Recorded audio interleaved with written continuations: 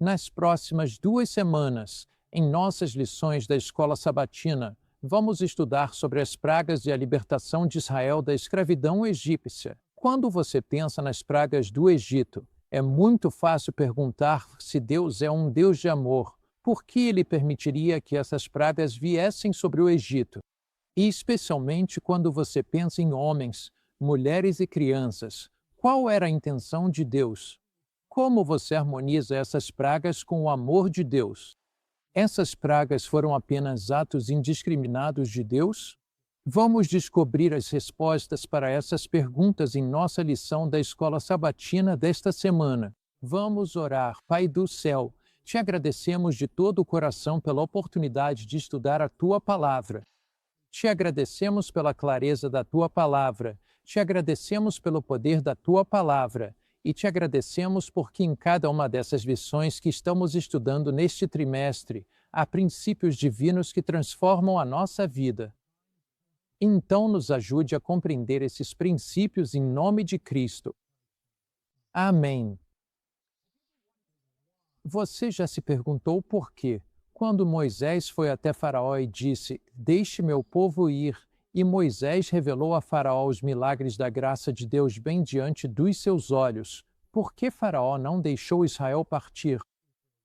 Acho que pode haver 2 razões para isso. Primeiro, acho que ele pode ter ficado com medo, pois ali havia pelo menos 2 milhões de israelitas. Eram 70 quando desceram ao Egito, mas se multiplicaram ao longo daqueles séculos, e a Bíblia diz que havia 600 mil homens. Se você contar mulheres e crianças, provavelmente eram cerca de 2 milhões deles. E se Israel tivesse saído do Egito, se juntado a um exército dos amorreus, dos amalequitas, e se eles tivessem se aliado a um dos inimigos do Egito e os atacado? Então, ele poderia estar preocupado com isso, embora fosse muito improvável, dadas as diferentes crenças religiosas. Mas eu acho que há outra razão muito mais profunda, muito mais prática, que é, se você tem 600 mil homens, você tem muita mão de obra escrava e pode construir muitos monumentos para a sua própria glória. Então, pense nos israelitas desempenhando o papel de servos no Egito. Pense neles atuando como construtores, como técnicos, como educadores. Então, os israelitas estavam oferecendo mão de obra praticamente gratuita, e isso dava ao Egito vantagens econômicas. Por isso, acho que essa é uma das razões pelas quais o faraó estava tão relutante em deixá-los ir. Mas por que Deus enviaria aquelas pragas? Você leu a história no começo da nossa lição 4? Diz que um fazendeiro está tentando chamar a atenção de um burro. O animal não se mexia de jeito nenhum. Então o fazendeiro pega um galho grosso e dá uma pancada no burro. Ele falou novamente e o burro começou a andar. Alguém diz ao fazendeiro por que isso funcionou. Uau! Por que você fez isso? Por que funcionou? E o fazendeiro simplesmente responde, você tem que chamar a atenção do burro. Bom, eu sei que não gostamos de crueldade com animais, não gostamos que ninguém bata em burros ou em qualquer animal de estimação, mas aqui está o ponto. Deus precisou fazer algo para chamar a atenção do faraó.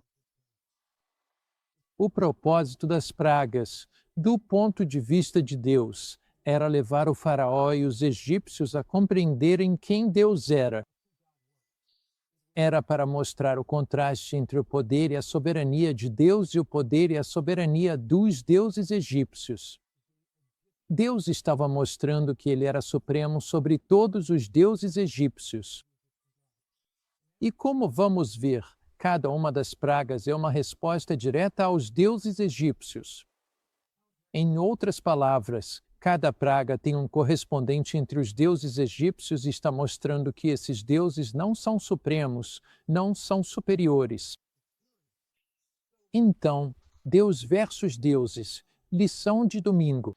Você está olhando para o livro de Êxodo, capítulo 7, versículo 8 em diante. Êxodo capítulo 7, a partir do versículo 8 em diante. 1.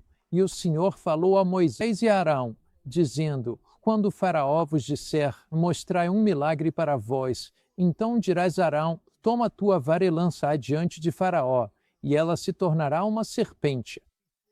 Então Moisés diz a Arão: Vamos lançar a vara e ela se tornará uma serpente.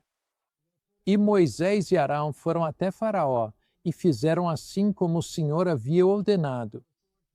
E Arão lançou sua vara diante de Faraó e diante de seus servos, e ela se tornou uma serpente. Então Faraó também chamou os sábios e os magos. Agora, os magos do Egito fizeram o mesmo com seus encantamentos, pois cada um lançou sua vara e elas se tornaram serpentes.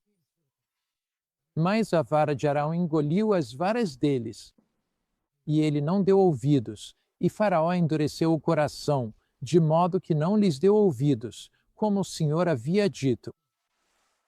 Agora, por que Deus usaria o primeiro símbolo como este, como um F, como uma serpente?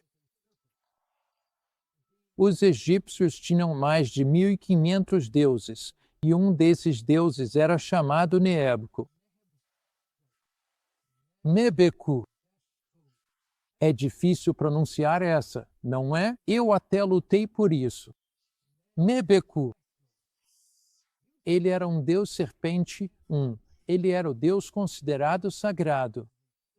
Ele era considerado alguém com grande poder, porque ele engolia, na mitologia, 7 cobras. Então Deus comunica aos egípcios, em uma linguagem que eles possam entender, que ele, e não o Deus serpente, tem poder e autoridade soberanos. Depois de um confronto tão poderoso, eles conseguiram entender a mensagem de Deus. Então, o que Deus está fazendo? Ele está desafiando os deuses do Egito. Você vê isso em algumas passagens da Bíblia, que a verdadeira questão aqui, em todas essas pragas, é o desafio aos deuses do Egito. Você encontra isso em Êxodo 12 horas e 12. Êxodo 12 horas e 12.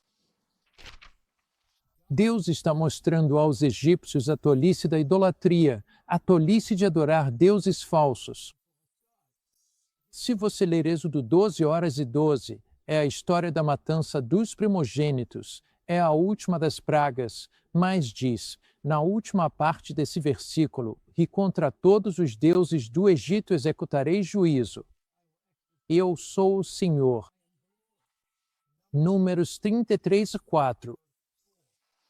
Números 33. E estamos olhando para o versículo 4.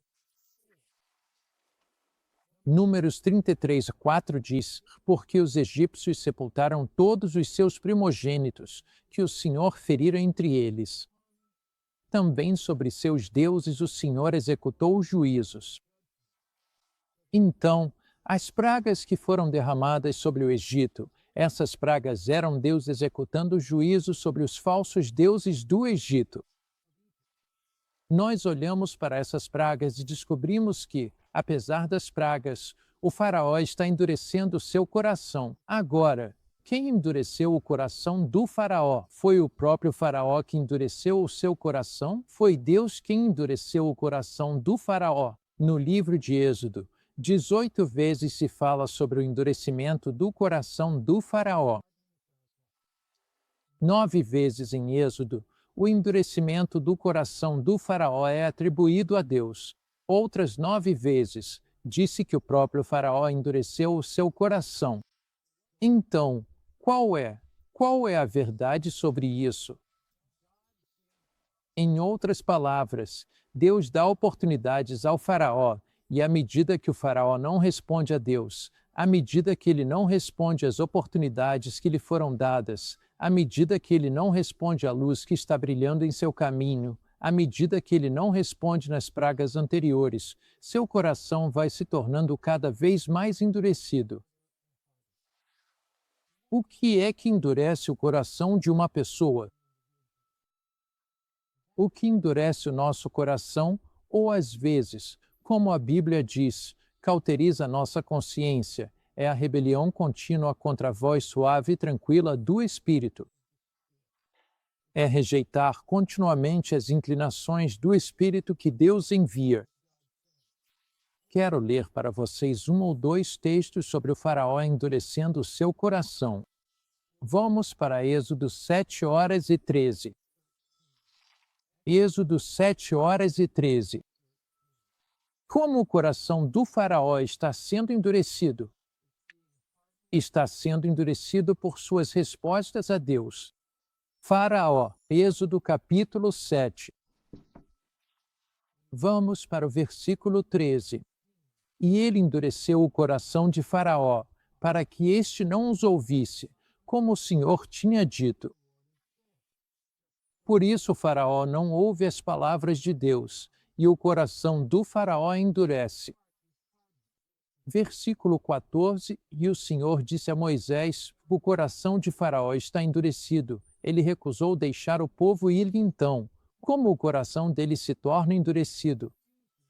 Ao recusar obedecer aos mandamentos de Deus, seu coração se endurece. Há uma observação importante aqui. Diz, e isso está no 2º e 3º parágrafos da lição de segunda-feira. Quem endureceu o coração do rei, Deus ou o próprio Faraó? É significativo que, na história do Êxodo sobre as 10 pragas, em cada uma das 5 primeiras pragas, apenas o Faraó foi o agente do endurecimento do seu próprio coração. Assim, ele mesmo iniciou o endurecimento do seu próprio coração. A partir da 6ª praga, porém, os textos bíblicos afirmam que foi Deus quem endureceu o coração de Faraó. O que isso significa?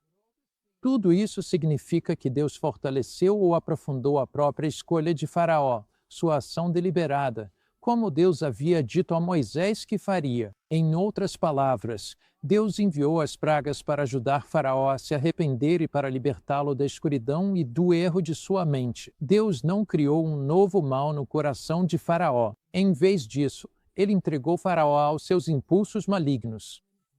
Deixou-o sem a graça restritiva de Deus, abandonando-o à sua maldade.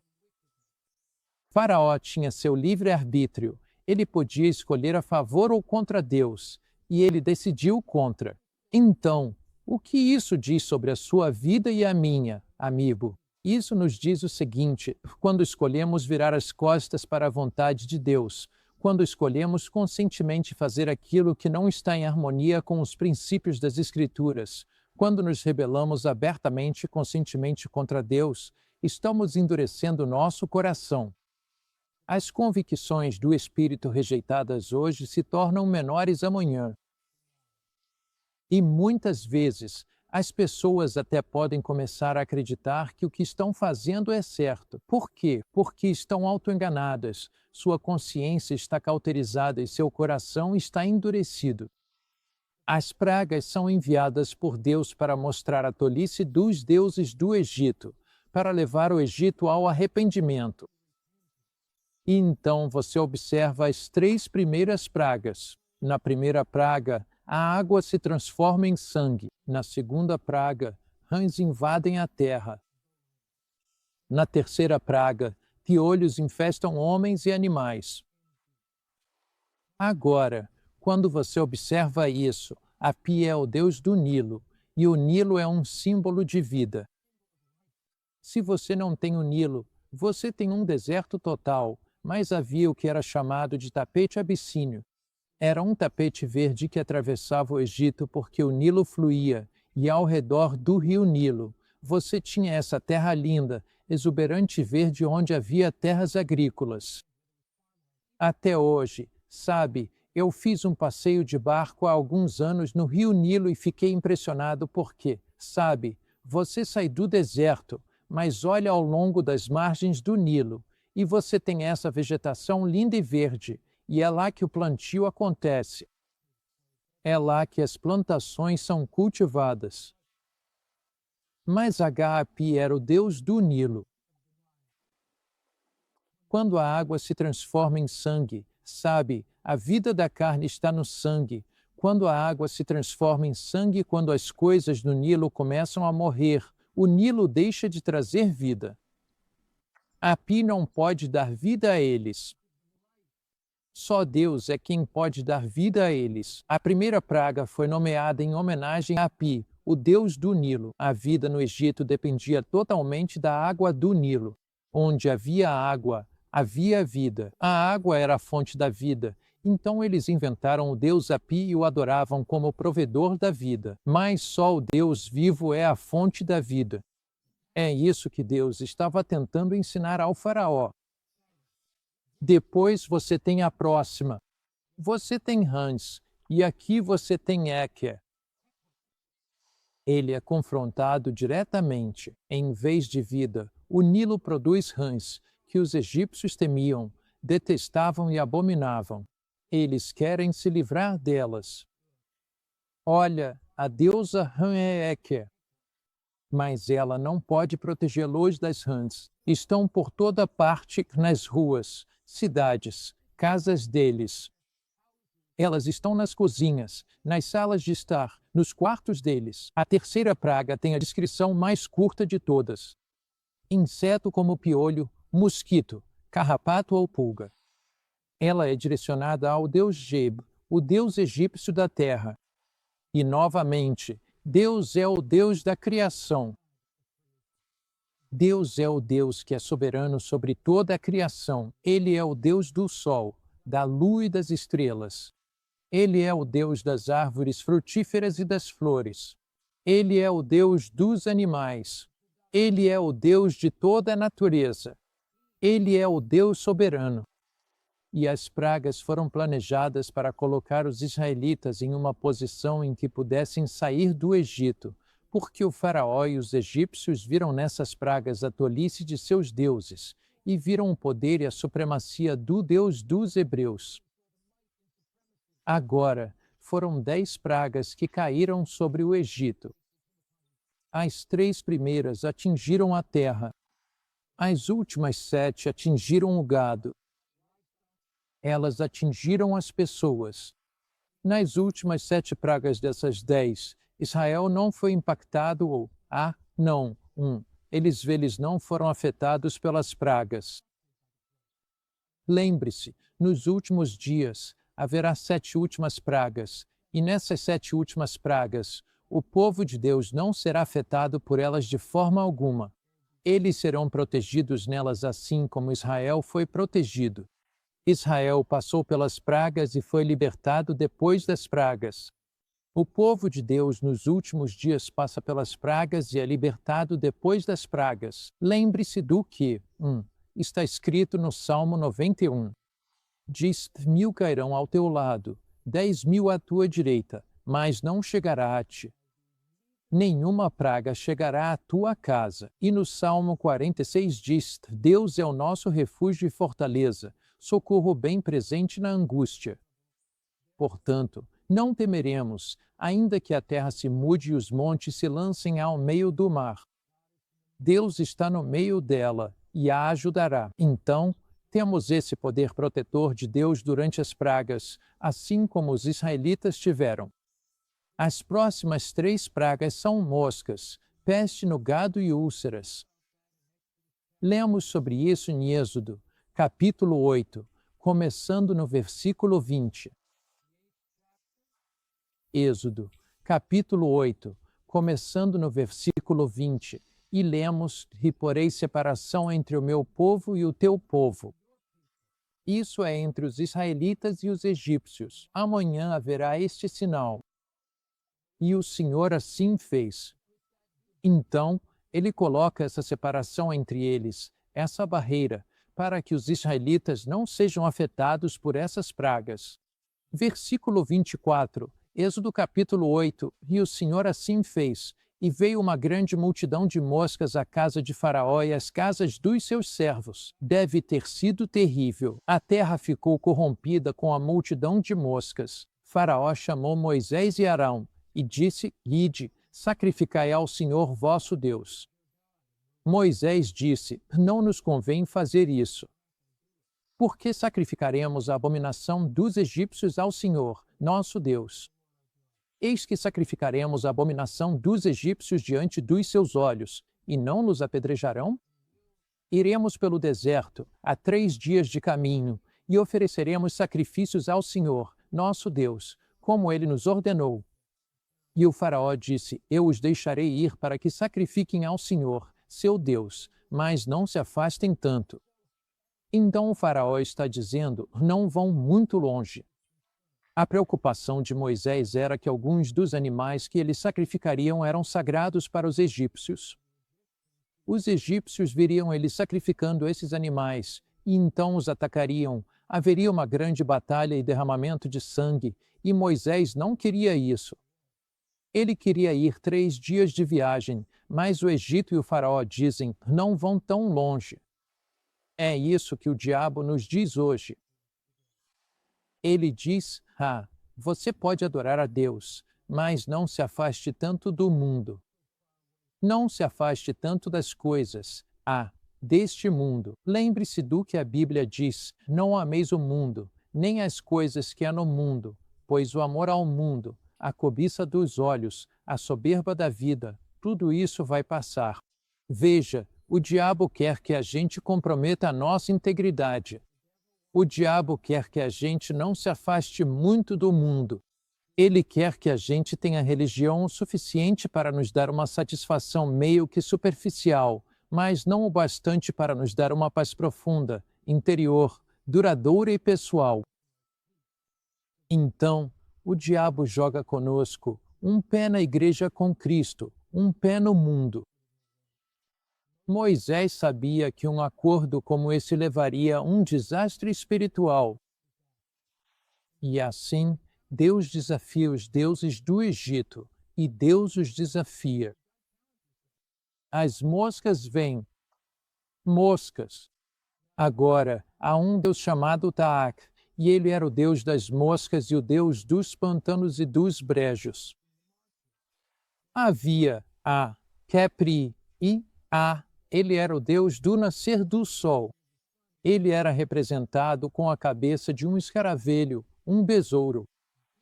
Ele era quem deveria proteger as colheitas. E, então você tem Hathor, a deusa egípcia do amor e da proteção, com a cabeça de uma vaca sagrada, e ela deveria estar protegendo. E então você tem deuses que deveriam proteger o corpo das úlceras. Mas o que acontece? Eles não conseguem proteger. Você encontra isso em Êxodo, capítulo 9.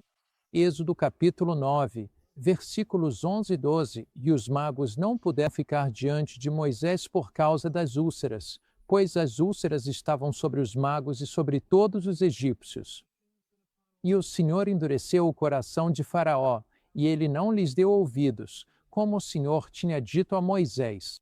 Faraó continuou tomando decisão após decisão após decisão, e Deus permite que ele tome essas decisões, e à medida que ele vai decidindo não deixar Israel partir, o coração de Faraó vai se endurecendo e Deus permite que esse processo de endurecimento aconteça e Deus endurece o coração dele. Então vem as próximas 3 pragas. Tem granizo, tem gafanhotos e tem escuridão. Eu estou particularmente interessado nessas pragas. Nut era a deusa egípcia do céu e dos céus, frequentemente retratada como quem controlava o que acontecia debaixo do céu e da terra. Mas mesmo assim, as pestes vêm, o granizo vem. Osíris era o deus das colheitas e da fertilidade, mas mesmo assim o granizo as destrói, as pestes as destroem. Agora, Deus anuncia que seu propósito em deixar Faraó viver é para que toda a terra o conheça.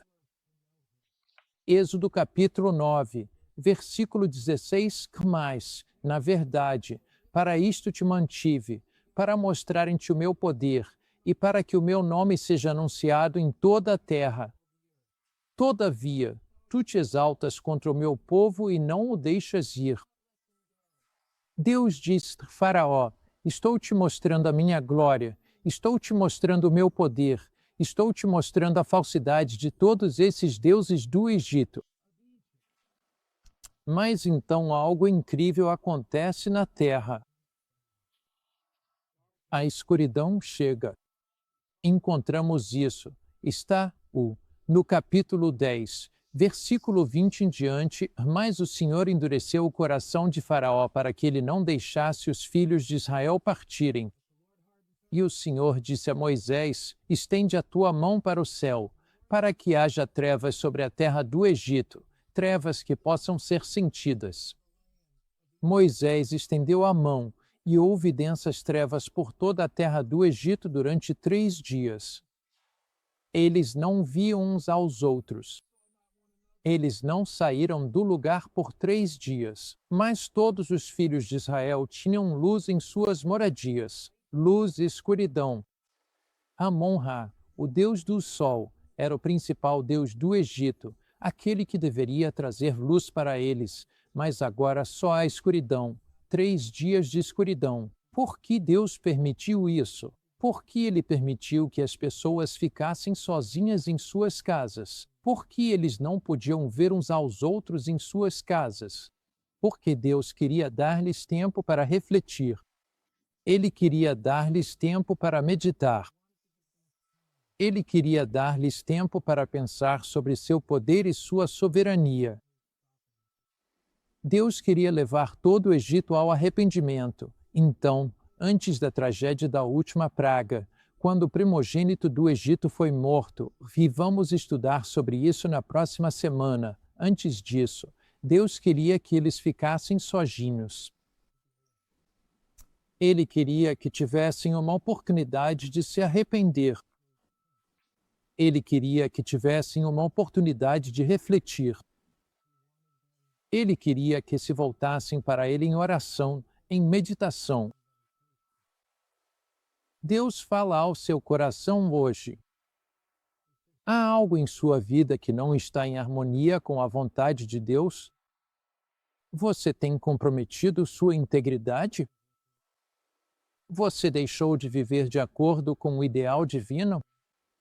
Deus está te dando tempo, tempo para evitar a tragédia, tempo para afastar a catástrofe, tempo para refletir, tempo para orar, tempo para buscá-lo. O plano de Deus para o Egito nunca foi que os primogênitos fossem mortos. O plano de Deus era que, durante essas pragas, eles se voltassem para ele em arrependimento. O coração do faraó se endureceu, não por algum decreto divino da parte de Deus, mas porque, dia após dia, momento após momento, apesar das maiores evidências possíveis, ele virou as costas para o verdadeiro Deus. Deus nos livre de fazermos isso em nossas vidas. Ele é o Deus da graça, o Deus da misericórdia, o Deus que revela a sua glória. Abrimos nossos corações para recebê-la. Vamos orar. Pai do céu, obrigado pelo teu amor, tua graça e tua bondade. Obrigado pela tua misericórdia. Obrigado, Pai, porque podemos te conhecer, e conhecer-te é a vida eterna. E obrigado porque tu és a luz que brilha na nossa escuridão, porque tu és o Deus da luz, porque Jesus é a luz do mundo. Em nome de Cristo, amém.